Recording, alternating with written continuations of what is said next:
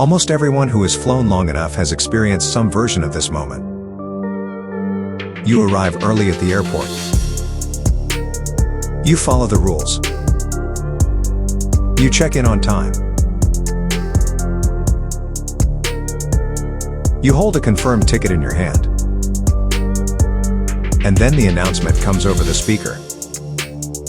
The flight is overbooked. Someone won't be flying today. It feels like incompetence, or greed, or a last-minute mistake. But it isn't any of those things. Airlines overbook flights on purpose.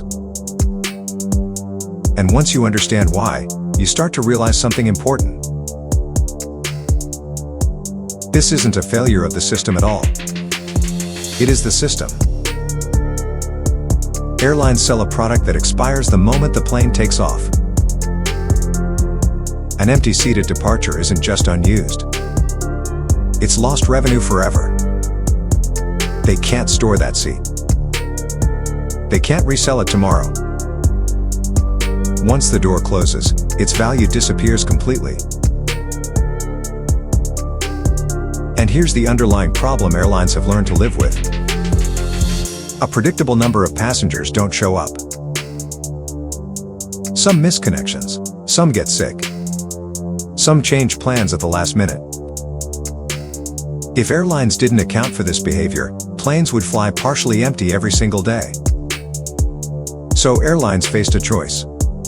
They could accept guaranteed losses as part of doing business. Or they could design a system to minimize those losses. They chose the system. Overbooking isn't random, and it isn't careless.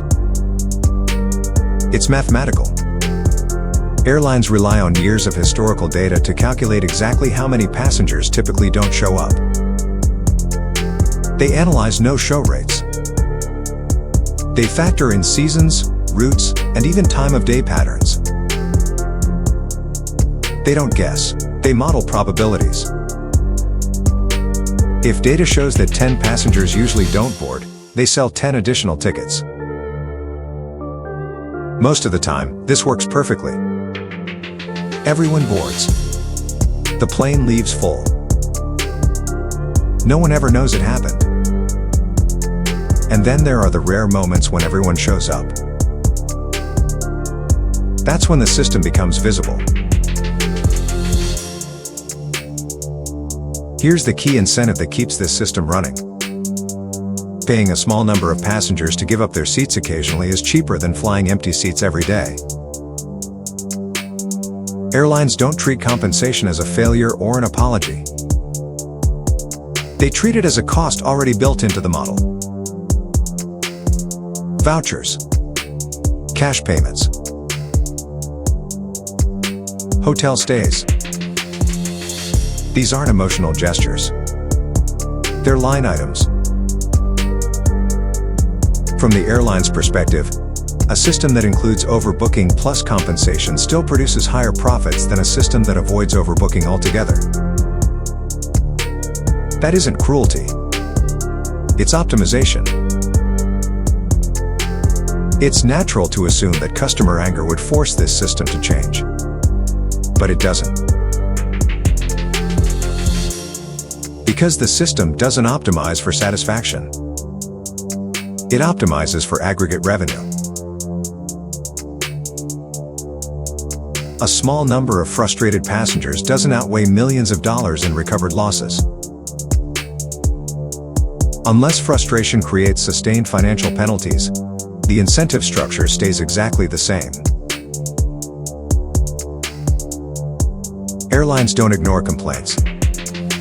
They simply measure something else more heavily. Being denied boarding feels personal because, from your perspective, it is. You did everything right. You followed every instruction. And you still lost your seat. But the system doesn't see individuals. It sees probabilities. When you're the one selected, it doesn't mean you failed.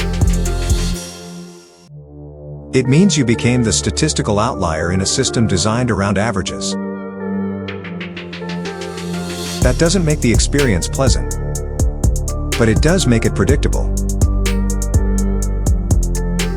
This is the quiet mechanism at work. Not incompetence. Not malice. Not chaos. Just incentives quietly shaping outcomes. Airlines don't overbook because they dislike passengers. They do it because the system rewards the behavior consistently, reliably, and measurably. Change the incentive, and behavior changes immediately. Until then, the system will continue operating exactly as designed. Once you understand this mechanism, you start noticing the same pattern everywhere. Gyms overselling memberships, hotels overcommitting rooms, streaming platforms nudging endless subscriptions. Different industries, the same logic. This was quiet mechanisms. And now that you see this one, you'll start noticing others. Next time, we'll look at why ownership itself is disappearing, and why subscriptions are quietly replacing it. Once you see it, you can't unsee it.